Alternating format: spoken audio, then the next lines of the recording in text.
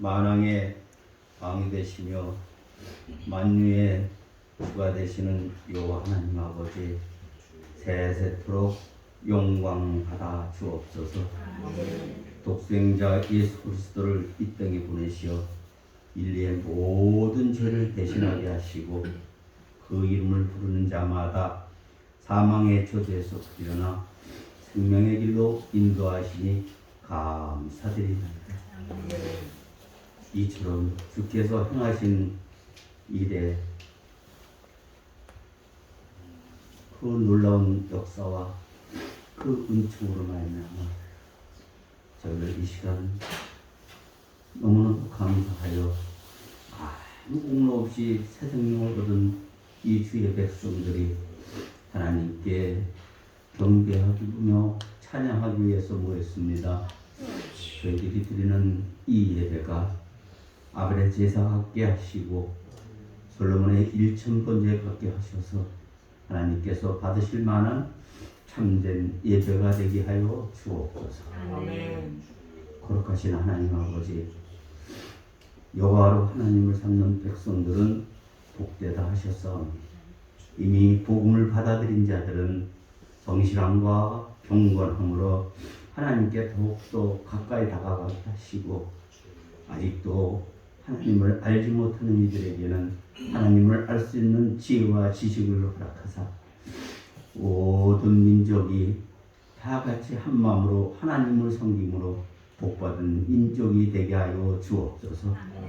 그리하여 하나님께는 영광이요 저희들에게는 세상이 줄 수 없는 큰 기쁨을 받을 수 있는 저희들의 삶이 될 수 있도록 하나님 도와주옵소서.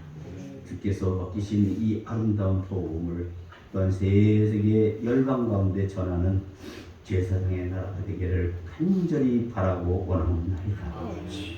거룩하신 하나님 아버지, 이처럼 주께서 베푸신 은혜에 감사와 감격 속에서 저희들은 아버지 이 땅에서의 삶을 살고 있지만 때로는 하나님보다 세상을 더 사랑하며 아버지 하나님 세상과 적당히 타협하고 적당히 아버지 하나님이여 넘어가는 저희들의 아버지 하나님의 자아를 용서하여 주시고 진정으로 하나님을 사랑할 수 있는 아버지 하나님 이 인격이 될 수 있도록 하나님 도와주옵소서.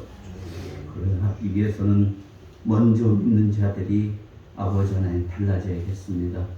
먼저 믿는 자들이 변화야겠습니다.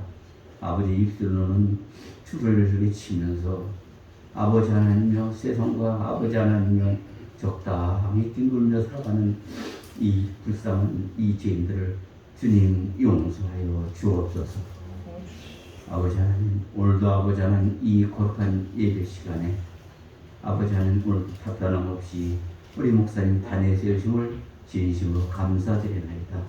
아버지 하나님, 목사님 나오셔서 아버지의 천국의 비밀을 알려줄 적에 저희들 모두 다 아멘으로 하답하는 아버지 하나님 놀라운 역사가 이 자리에서 일어날 수 있도록 하나님 도와주옵소서. 능력을 더하사 아버지 하나님 저희들의 심령의 불수를 죽여도 남는 놀라운 말씀만 될 수 있도록 도와주옵시고, 우리 목사님 아버지는 하나님 창중에 붙들어 주시사 아버지 하나님이여 어떠한 어려움도 겪지 아니하고 오로지 하나님 일만 하는데 부족함 없는 삶을 살 수 있도록 하나님 도와주옵소서. 교회를 위해서 기도하며 사랑하는 성도들을 위해서 기도할 적에 그 기도가 아버지 다 하나님 나라에 상달되게 하시고 아버지 하나님 주님이 아버지 행하시는 그 놀라운 일들이 아버지 이곳에서 나타날 수 있도록 하나님 도와주옵소서.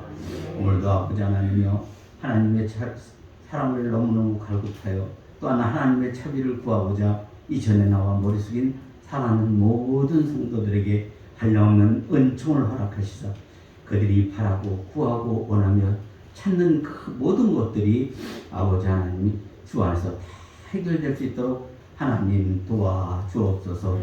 아버지는 오늘도 변함없이 주의 자비를 구하며 아버지 하나님 이 예배 모든 것을 주님께 맡겼고 오로지 예수 그리스도를 받도록 기대하옵나이다. 아멘.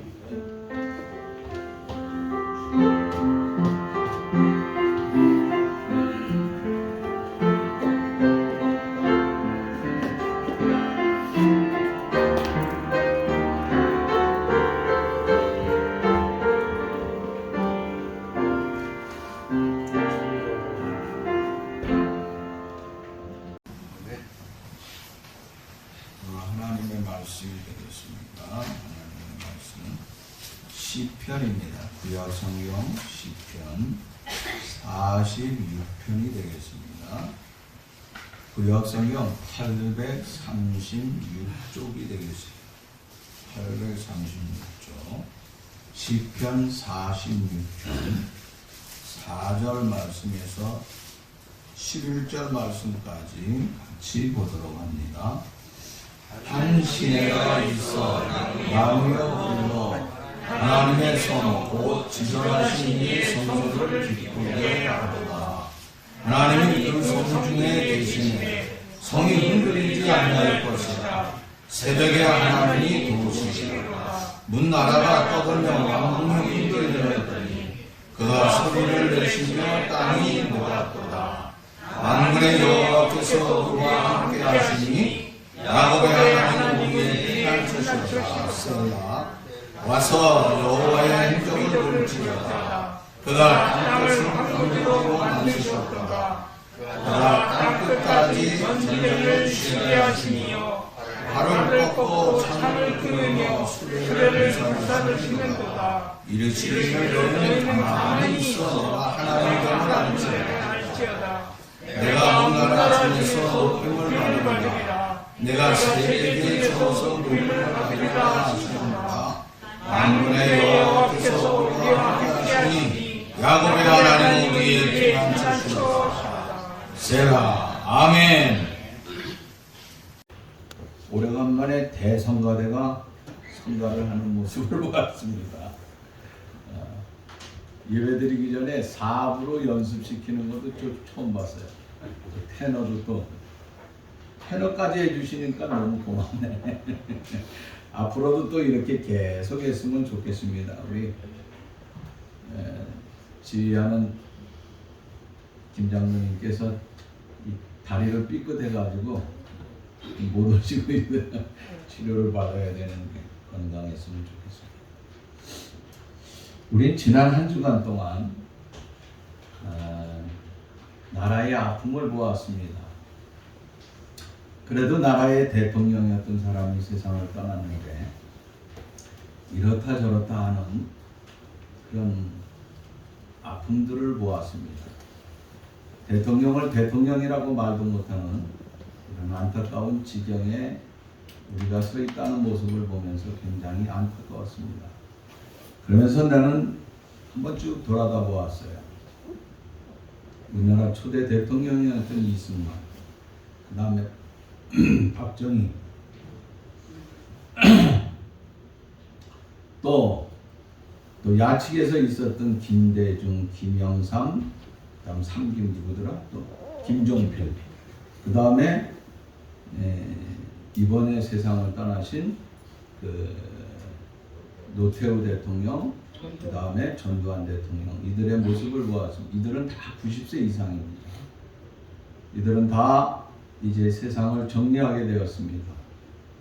자, 이런 마당에 우리가 다시 한번 이런 기회를 통하여서 이거다 저거다 비판하고 뭐하고 판단하기보다는 내 자신에 대한 하나님 앞에 좀 서서 이것을 인생의 분수령으로 삼아가지고 이것을 경계로 해서 내가 하나님 앞에 어떻게 서야 될 것인가 하는 것들을 우리가 생각해 보는 것이 좀 좋겠다 하는 그런 생각을 혼자서 많이 했습니다. 그러면서 오늘 이 말씀을 여러분과 같이 함께 하려고 합니다. 나는 그분들이 다 세상을 떠났지만은 그러나 그들의 모습을 보면서 지난날의 과거를 되새겨 보니까 전쟁 이후에 우리는 어땠을까 하는 것들을 봤어요. 전쟁 이후에 우리가 알다시피 어떻게 보면은 참 소생할 수 없는 그런 나라였습니다.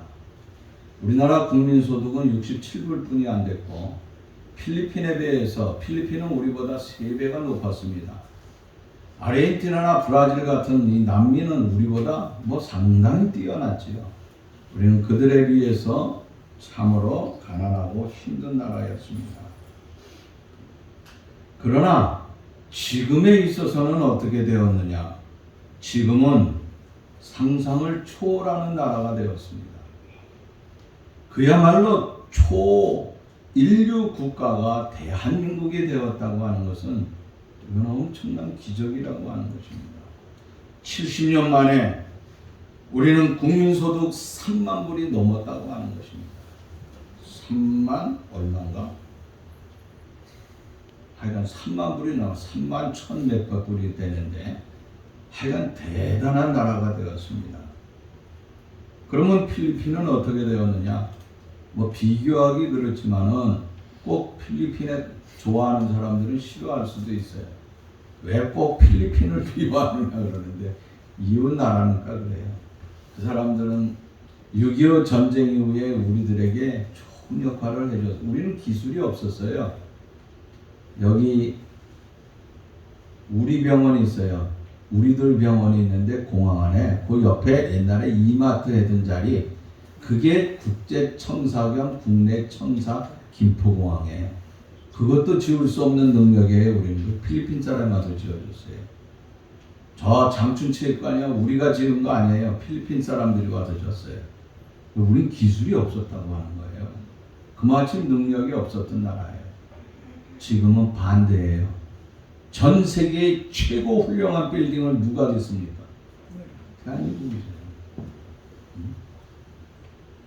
두바이 가니까 167층의 빌딩으로 올라가 봤는데 그건 누가 올라가면서 그거 어마어마하게 그 밑에 바라보는 게 중요한 게 아니라 대한민국 사람으로서 굉장히 뿌듯하더라고요. 이거 우리가 졌는데 우리가 졌어요? 솔직한 얘기로? 삼성에서 졌잖아요. 근데 거기 올라가면서 뭐라고요? 우리가 졌는데 한국 사람들이 우리가 졌는데 하는 거예요. 야, 저는요 전 세계에서 이렇게 엄청나게 성장한 나라는요 전 세계에 없어요. 아마 앞으로도 이렇게 변하는 나라는 없을 것 같다 하는 생각이 듭니다. 70년 전에 전쟁이 일어날 때 어떻습니까? 우리는 우리의 힘으로 싸울 수가 없어요. 유엔의 16개국이 우리에게 와가지고 도와줬습니다. 저들은 이 나라가 어디 있는지도 모르면서 유엔에 의하여서 모두 파송을 받았어요.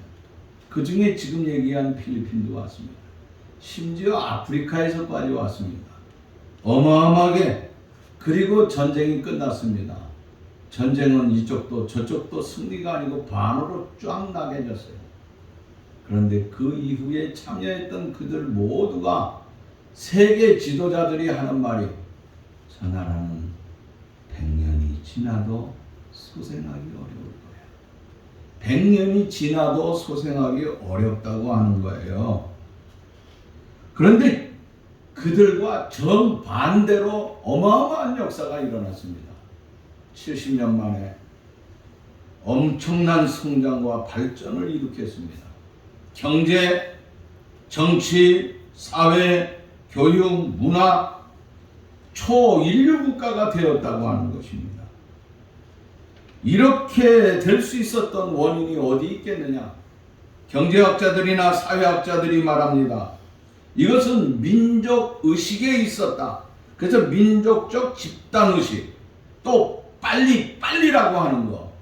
그리고 우리는 우리의 자식에게 어떻게 해서라도 고생시키지 아니하기 위해서는 공부.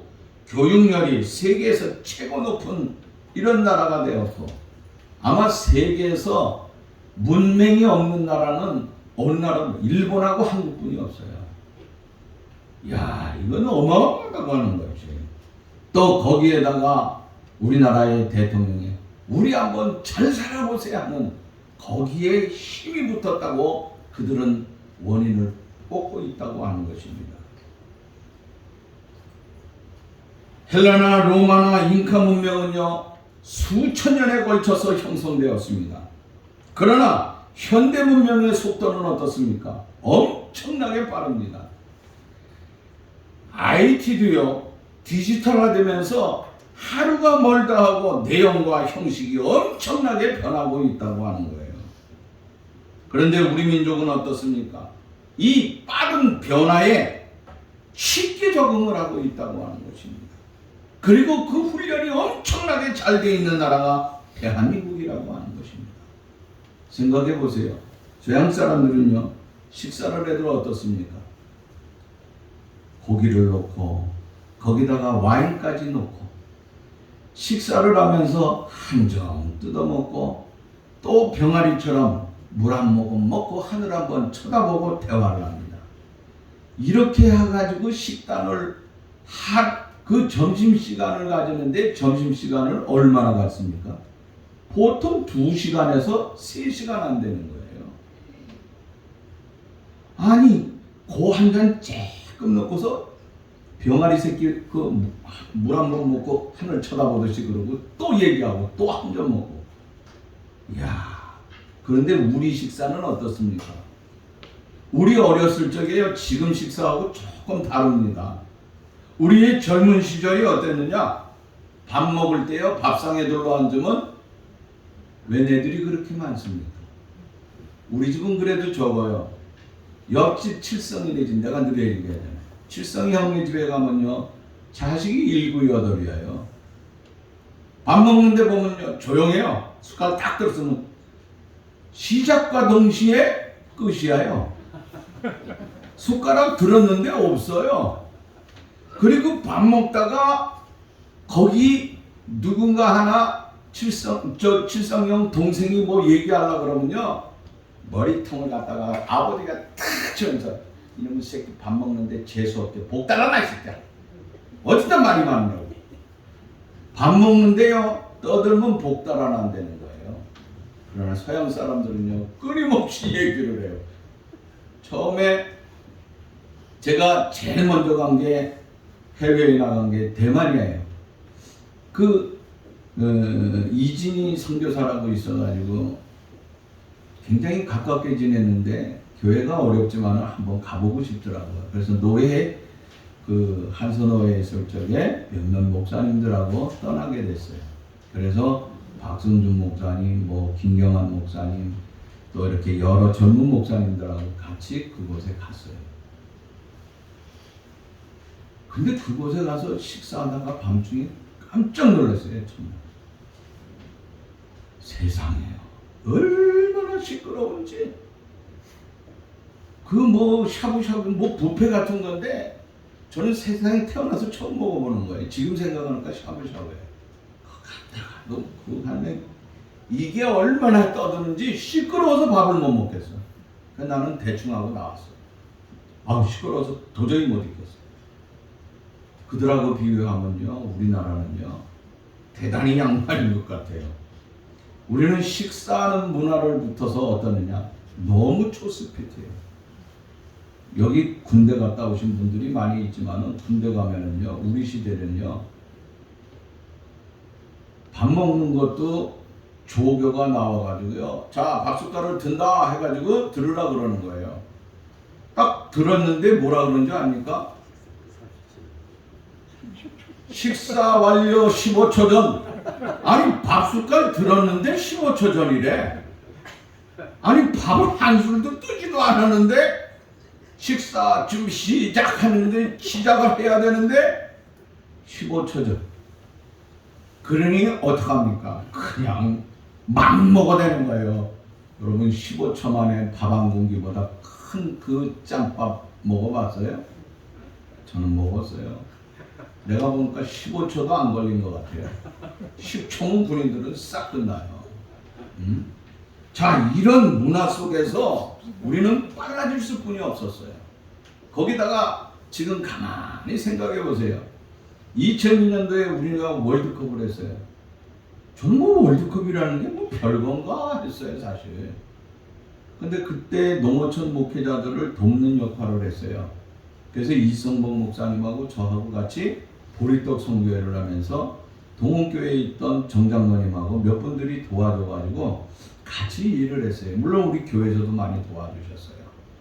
그래서 전국에 있는 농어촌 목회자들을 돕는 역할을 했는데 30가정을 모셔다가 박이천 목사님을 모시고 강의를 하고 다시 한번 힘을 줬어요. 그 전에도 했어요. 그러니까 그 목사님과 사모님들이 눈물을 흘리면서 그 강의를 들으면서 다시 한번 되새겨나면서 힘을 얻어야 되겠다. 갈 때는 여기까지 드리면서 시골에서 섬에서 있는 목사님들이 많이 사모님들하고 와서 위로를 크게 받았어요. 그래서 2002년도에는 이거는 할 수가 없어요. 그래서 어떻게 해야 될까 기도하다가 이성모 목사님이 저보고 이 목사님이 좀 잘 짜봐. 그래서 가만히 생각해 보니까 태국에 있는 김성건 선교사가 생각나더라고요. 그분이 얼마나 애쓰고 나완자촌에 가서 일을 하고 여러 가지 태국에서 선교를 열심히 하는데 좀 도와야 되겠다. 그래서 태국에 흩어져 있는 선교사들이 그 당시 한 300명 된다고 합니다. 그런데 그 중에서 30가정만 이제 모셔다가 하고 싶습니다 했더니 뭐 베트남, 그 다음에 라오스, 캄보디아, 그 다음 태국 자체 그렇게 가지고 여러 나라 사람들이 와서 이제 그 호텔을 받아가지고 박이천 목사님을 모시고 가서 강의를 들었습니다. 그들 강의는 2박 3일이고 또 하루는 우리가 여행을 하게 됐어요. 그때 우리가 그 저녁 시간에는 강의가 없으니까 여기 주영자 집사님을 모시고 갔어요. 주영자 집사님이 간다 그래서 같이 갔는데 그분이 미용 기술이 있으니까 머리를 깎아주고 있어요. 그런데 그 강의하는 가운데 우리나라가 이태리하고 이 월드컵 경기를 하는 날이었어요. 이태리하고 월드컵 경기를 하는데 목사님 강의를 중단하고 이거는 좀 봐야 됩니다. 그래가지고 호텔 로비에 나왔는데 지금 우리 큰 이런 TV들이 나오잖아요. 그때 거기 큰 TV가 있더라고요. 그리고 그걸 위생중계로다가 보는데 난리가 났어요. 한 사람도 안 빠지고 왔어요. 그 우리 하는 거 특이한 거 있잖아요. 대한민국 짜작짜작짝 했는데 이태리 사람들이 5명이 와서 거기서 봤어요. 이태리보다가 우리가 얼마나 뜨겁게 응원하는지 무서워서 도망갔어요. 우리한테 맞아 죽을 뻔했대요. 아니 거기 모인 사람들이 목사님 사모님들인데 얼마나 이 응원하는 게 뜨겁고 강했으면은 무서워서 도망가겠습니다. 호텔에 있는 이 태국 사람들은요 무슨 생각을 가지고 있냐면 태국 사람들은 도박에 능해. 축구하는데 도박이에요. 그런데 그 중에 그 작은 지배인이 와가지고 김성건 선교사한테 그러더래요. 캡틴 이길 수 있겠어 한국이? 이태리한테는 안 되지. 그러니까 사람들이 자기 직원들이 전부 이태리한테 걸었어요. 근데 이 친구만 김성건 선교사한테 와가지고 거기다 걸어 할 거야. 근데 끝나고 나는데 이 사람이 어떻게 됐어요? 모두 다 쳐졌어요. 응? 그들이 직원들 것 다 한꺼번에 다 챙겼어. 그런 바람에 와가지고 목사님, 캡틴, 내가 여기 지금 들어온 거 디스카운트 해줄게. 그 덕분에 디스카운트까지 했어요. 제가 하는 얘기는요, 거기뿐이겠습니까? 전 세계예요. 영국 런던, 그 다음에 파리, 그 다음에 저기 어디예요? LA 같은데 뉴욕에서는요 어디 동네로 모이라 그래가지고 거기서 틀어놓군요 난리가 난 거예요. 우리나라는 말도 못하고요. 각 곳에 큰 걸 틀어놓고서 어디서 나왔는지 경기가 끝났으면 좀 조용하면 되는데 밤새도록 대한민국 외치면서 돌아다녔잖아요. 그 전 세계가 뭐라고 그랬냐면요 그때는요 어떻게 저 쬐끄만 거 보이지도 않는 나라가 왜 저 모양이 된다 하면서 부러워하면서 어떻게 저런 일이 일어날 수 있겠느냐고 하면서 기적이라 그랬어요. 그걸 배워가지고 이태리 사람, 영국 사람도요 자기네 무슨 게임할 적에 나와서 동네에서 이렇게 하는 그런 것들을 근래에 조금 보았습니다. 여러분 그런데 우리가 이렇게 하면서 성장했잖아요. 여기서 제가 얘기하고 싶은 거는요. 우리가 간과해서는 안 될 그 원인과 조건이 확실히 어디 있는가 하는 것을 발견해야 된다고 하는 거예요. 그거는요, 미안하지만은요, 이것은 하나님과 한국교회의 관계라고 하는 것입니다. 하나님은요, 한국교회 그동안에 6.25 전쟁 이후에 계속해서 끊임없이 한국교회가 눈물로 통곡하며 기도했어요. 월드컵 그냥 되고 세계가 이렇게 세계 속에서 초인류 국가가 된 것이 바로 무엇 때문이냐 이거예요. 우리는 무릎 꿇고 눈물 흘려 그 가만히 깔아놓고 얼마나 기도하고 통곡하고 하나님 앞에 얼마나 애절하게 매달려 보는지 몰라요. 잘 살아보자 하고 하는 노래도 있었지요. 우리 민족의 근성도 있었겠지만은 또한 우방에서 주위에서 돕는 나라들이 많이 있었습니다. 그러나 그보다 더 중요한 것은 위대하신 하나님께서 오늘 이 민족과 여기까지 함께 있다고 하는 것이 얼마나 소중한지 모른다고 하는 것입니다. 자, 지금 우리는 어떻게 생각해야 되겠습니까?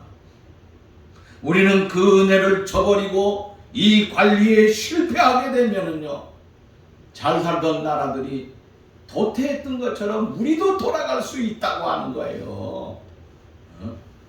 우리가 누구 어쩌고 저쩌고 하기보다는 이제 앞으로의 삶에 어떻게 나가야 되겠느냐 하는 거예요. 잘못하면 우리는 필리핀이나 멕시코나 저 후진국 나라처럼 다시 도태하는 삶으로 가서는 안 된다고 하는 것을 얘기하고 싶습니다. 오늘 시편 46편의 말씀, 여기 뭐라 그랬습니까? 4절 말씀에 보면 한 시내가 있어 나뉘어 흘러 하나님 성 곧 기존하신 이 성소를 기쁘게 하도다 하고 말씀하고 있어요. 이 말씀은 무엇을 말씀하냐면 마치 에덴 동산에서 흘러내려오는 네 강이 있어요. 동서남북으로 흩어지는 강이 있었지요. 그때 그 강이 뭐냐?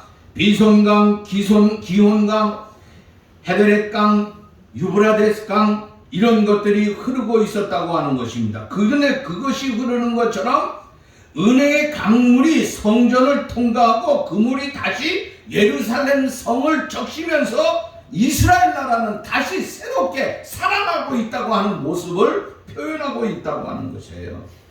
시편 46편과 시편 47편은요, 이거 다윗이 지은 게 아니에요. 고라의 자손들이 지었는데요, 여기에 보면은 중요한 것은 시편 46편에서 하나님께서 우리의 힘이, 나의 힘이 된다고 하는 거예요. 여러분, 우리가 인생의 분수령을 지금 삼아야 된다고 하는 것은 하나님께서 나의 힘이 되주신 것처럼 지금까지 내 힘과 내 능력과 내 지식이 문제가 아니라 그것들을 하나님께서 우리에게 주심으로 말미암아 하나님이 힘이 되주셨다고 하는 거예요. 그리고 47장에서는 그 하나님께서 나의 왕이 되주셨다고 하는 거예요. 나의 왕. 하나님은요, 우리의 모든 일을 돕고 우리의 모든 것을 이끌어 주신다고 하는 삶을 여기서 표현하고 있다고 하는 것입니다. 하나님이 여기 말씀에 보면 뭐라고 그랬습니까? 5절 말씀, 하나님이 그 성 중에 계시니 성이 흔들리지 아니할 것이요 새벽에 하나님이 도우신다고 말씀을 했습니다. 그 다음에 9절의 말씀에 보면 그가 땅끝까지 전쟁을 또 쉬게 한다고 그랬습니다. 10절의 말씀을 보면 너희는 가만히 있어 하나님 되심을 하나님 됨을 알지어다 하고 선포하고 있어요. 그뿐만이 아니라 11절의 말씀은 만군의 여호와께서 우리와 함께 하시니 야곱의 하나님이 우리의 피난처다 하고 표현하고 있다고 하는 거예요.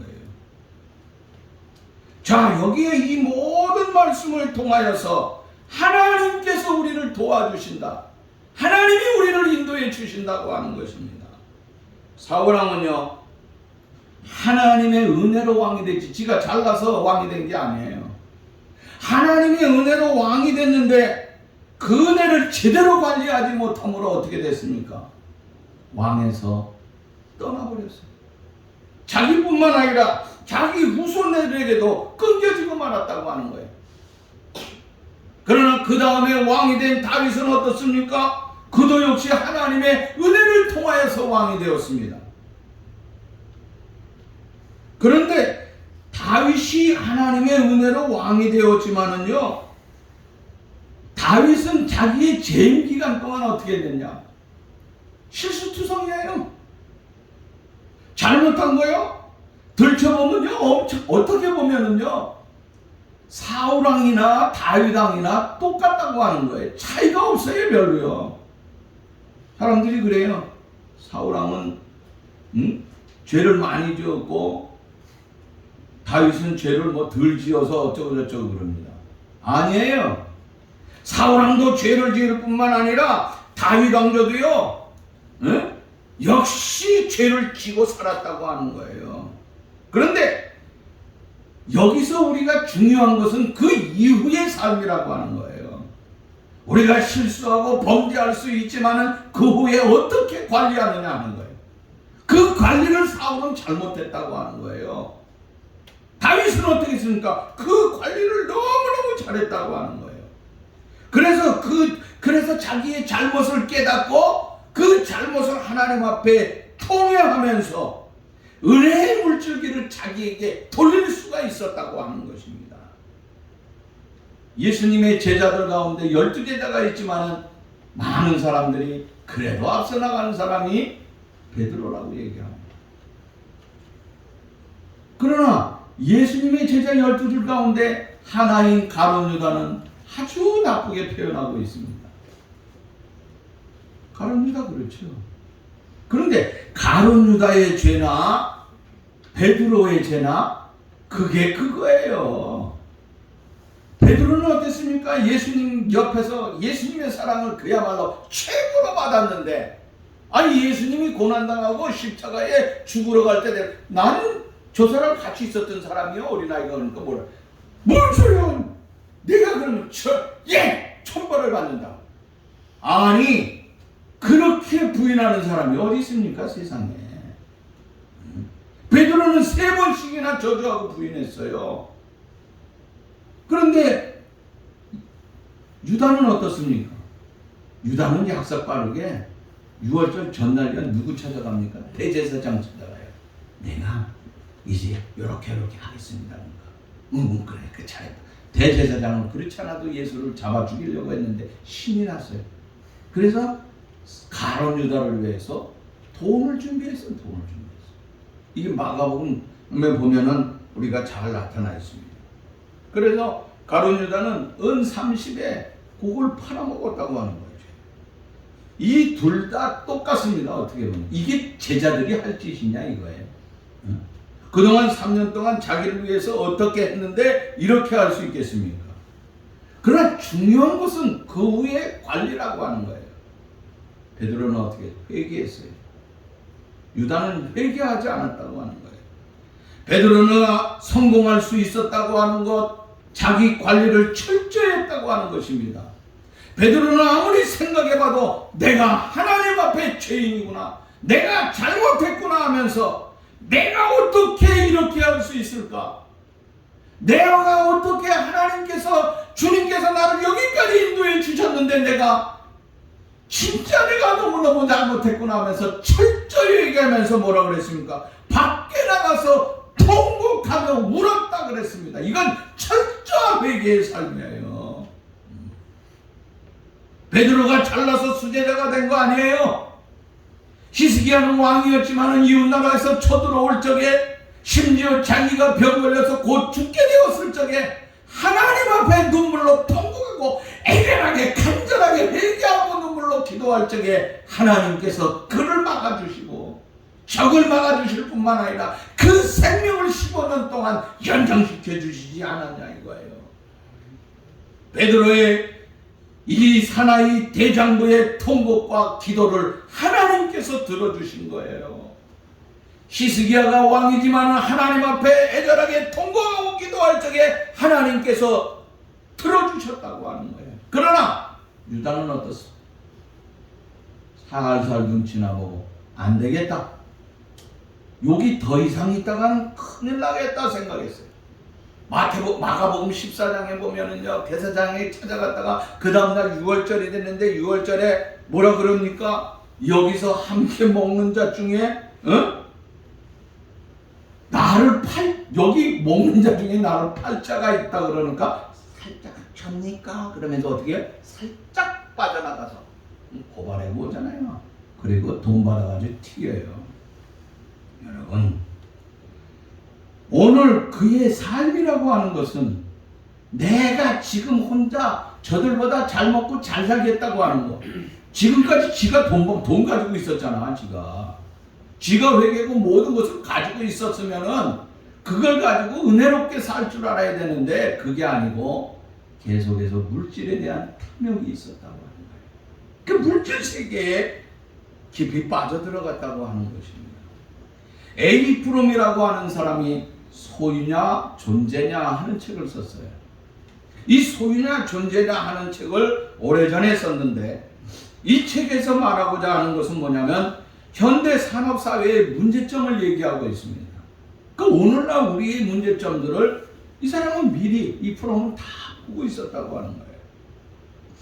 문제는 근본적으로 사람들이 소유에 집착을 하고 있다고 하는 것입니다. 많은 사람들이 소유에만 집착을 하고 있어요. 자기의 존재를 모르고 있다고 하는 거예요. 자, 우리의 소유는 어떻습니까? 100원을 가지면요 1000원을 가지고 싶어요.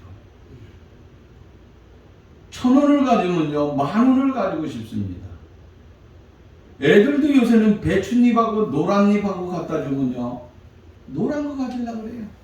5,000원짜리가 아니라 아주 노란 어떤 거요? 50,000원짜리 가지려고 합니다.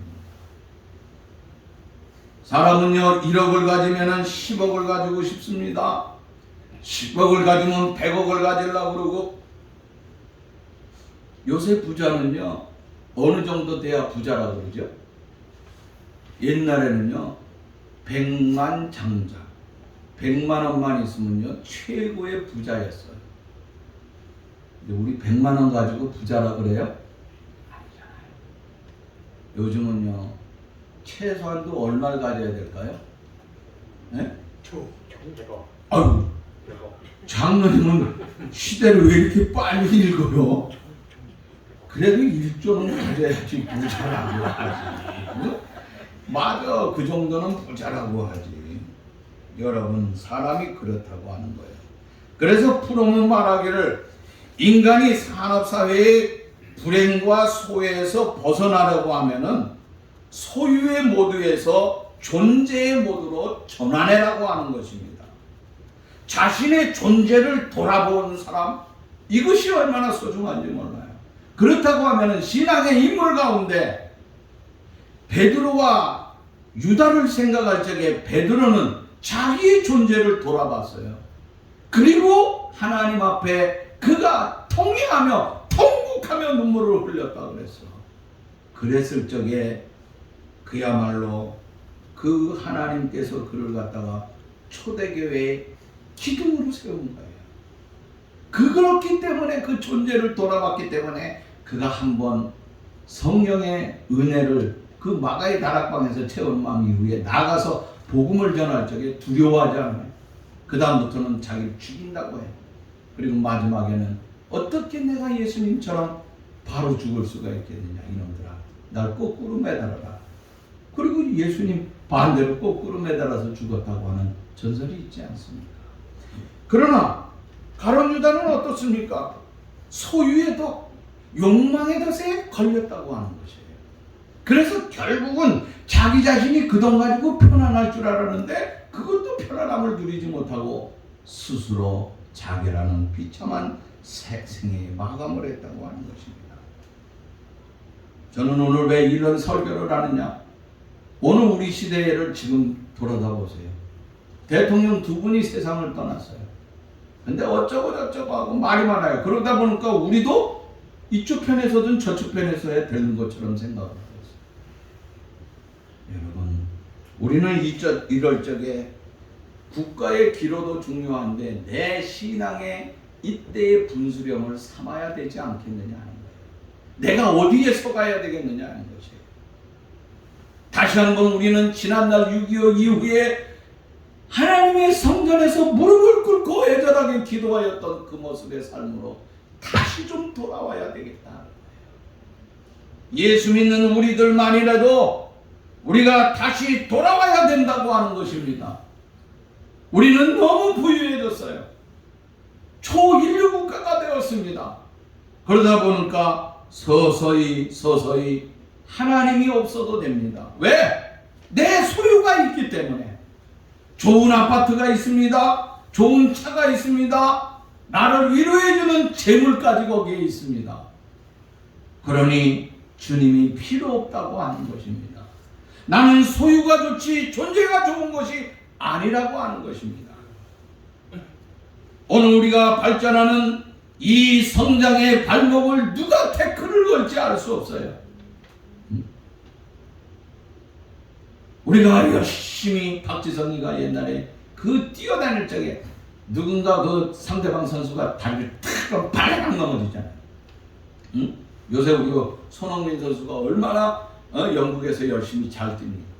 참 이쁘고 귀여운 거는 그 친구가 축구도 나가지만은 꼭 머리 숙여 기도하는 모습. 이 내 목사기 때문에 그럴지 모르겠지만은 그게 더 이쁜 것 같아요.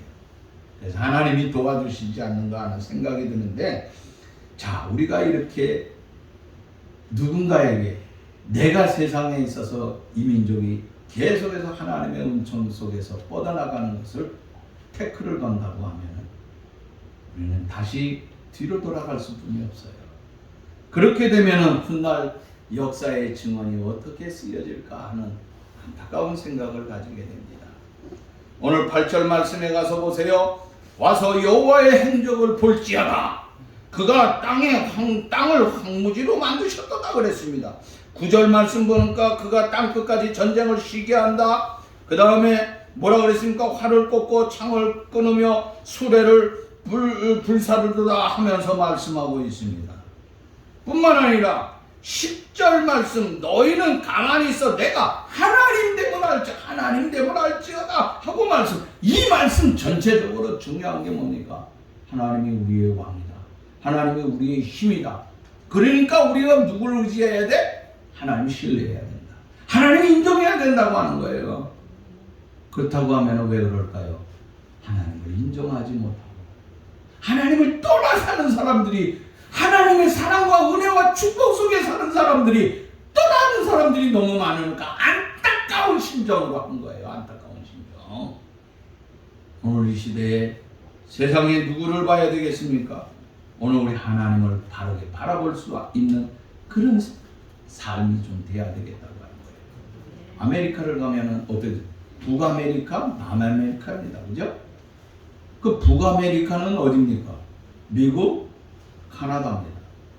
그런데 남아메리카는 뭐 경계선에 멕시코, 그 다음에 브라질, 아르헨티나, 또 어디 있어요? 칠레, 페루, 베네수엘라, 뭐 이런 여러 나라들이 있어요. 그 다음에 또 누구더라?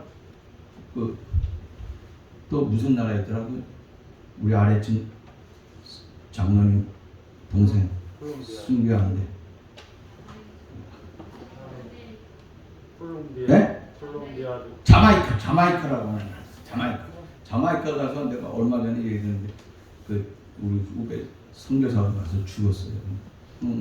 형과 형수가 가서 유골을 갖다가 가지러 갔는데 여기서 선교하다 죽었으니까 뿌려주는 게 좋대.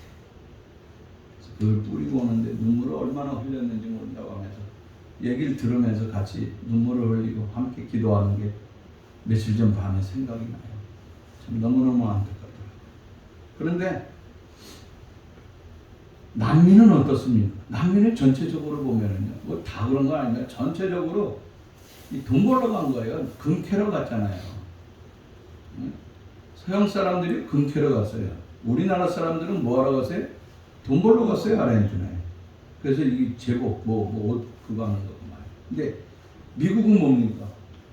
이 청교도들이요, 우리 예수 믿는 거 좀 바르게 믿어보자 해가지고 떠난 거예요. 그래서 그들이 카나다도 마찬가지고 미국도 마찬가지예요. 근데 그들의 삶을 보세요. 서로 쫙 갈라졌잖아요. 돈을 많이 가서 돈을 투자해서 금을 많이 벌겠다고 한 사람들은 가난해졌어요. 그리고 신앙도 잊어버렸어요. 근데 아무것도 없지만 우리 잘 살아보세요 하면서 돈보다는 신앙을 지키면서 예수 한번 잘 믿어보자, 예수 잘 믿어보자 하고 영국에서 떠난 청교도들, 여기 도착해가지고, 미국에 도착해가지고 1년 만에 자기 배 2명이 절반 이상 죽었어요. 그런데도 그들은 하나님 감사합니다, 여기까지 우리를 지켜주시고 우리가 주님 섬길 수 있도록 인도해 주시니, 가나안 복지, 애굽에서 가나안 복지에 온 이유가 뭡니까? 하나님 예배하라고 온 거예요. 청교도 정신은 하나님 예배하기 위해서 왔어요. 하나님, 우리가 여기서 인디언들한테 고통도 당했고 죽임도 당하였고 또 오다가 풍랑을 만나서 죽었지만 하나님 감사합니다, 예수 잘 믿게 해주세요, 믿게 해주세요 했던 사람들. 근데 지금은 전세 초인류 국가가 되지 않았어요. 여러분, 중요한 것이 있습니다. 오늘 이 말씀 가운데 가장 중요한 것은 무엇이겠습니까?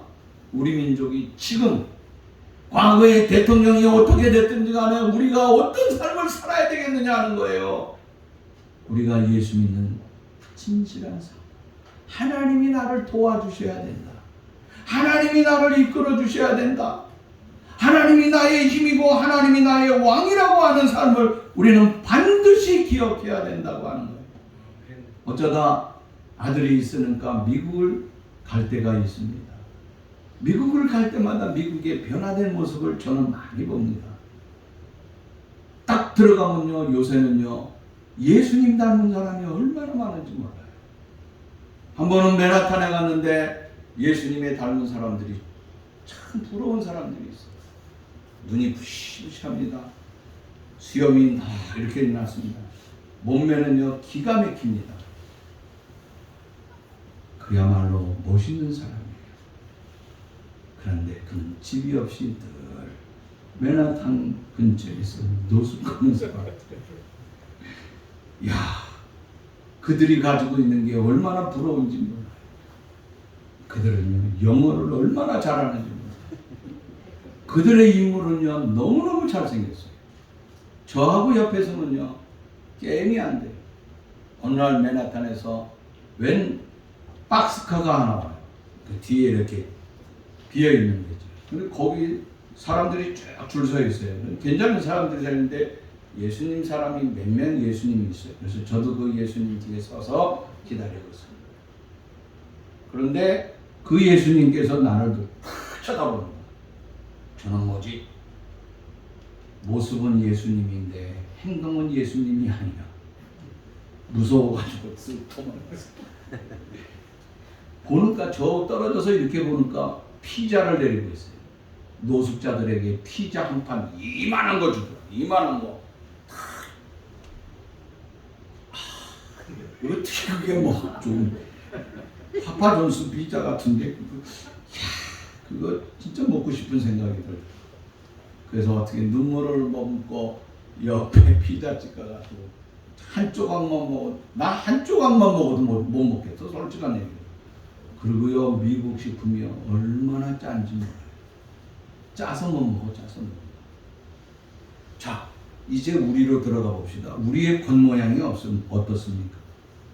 잘 먹어요, 잘 입어요, 좋은 자동차를 타고서 모든 문화를 즐기면서 거기다 교회까지 다니네요.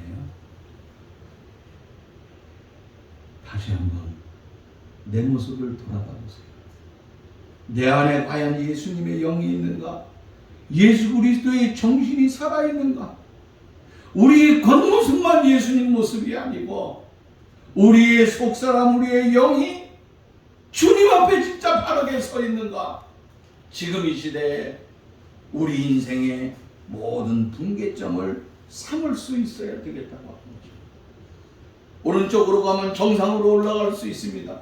그러나 왼쪽으로 가면은 편안한 길 같지만은 낭떠러지가 있다고 하는 것을 우리는 반드시 기억해야 된다고 하는 것입니다. 이 분기점에서 내가 무엇을 소유해야 되겠느냐? 내가 금은보화를 소유하고 금은보화와 함께 가는 저 낭떠러지의 길로 가야 되겠느냐? 아니면은 믿음을 붙잡고 신앙의 삶으로 가야 되겠느냐 하는 거죠. 태양은 늘 떠 있습니다. 이 태양이 오랜 시간 떠 있으면은 거기는 열대 지방입니다. 그러나 태양이 짧은 시간 있으면 거기는 추운 한대 지방이에요. 이 영원한 태양이 되신 주님께서 나를 향하여 비추고 있다고 하는 것입니다.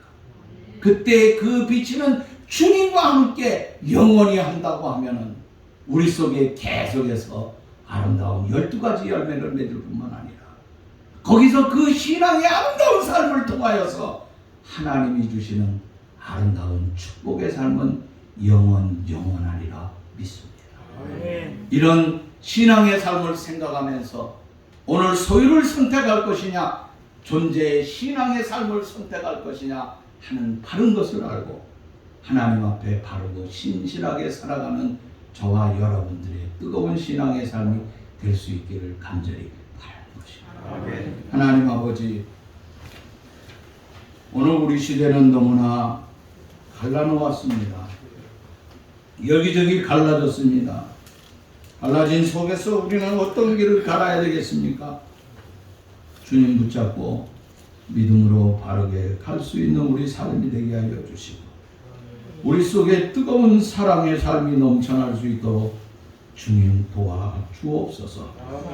주님이 도와주셔서 여기까지 왔습니다. 주님 우리를 여기까지 인도해 주셨는데 이제 앞으로도 아름답고 복되게 우리 후손들이 그리스도 안에서 아름다운 영광의 삶을 누리며 세상에 나누어주며 베풀며 살아가는데 여유 있는 아름다운 복된 삶의 은혜의 길로 인도하여 주옵소서. 마음의 여유를 가지고 모든 것을 용서하며 사랑하며 덮으며 복되게 살아갈 수 있는 이민족 되게 해 주옵소서.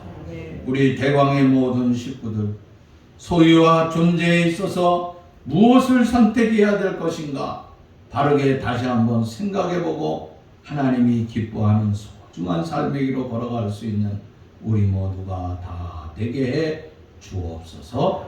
예수님의 이름으로 기도하옵나이다. 아멘.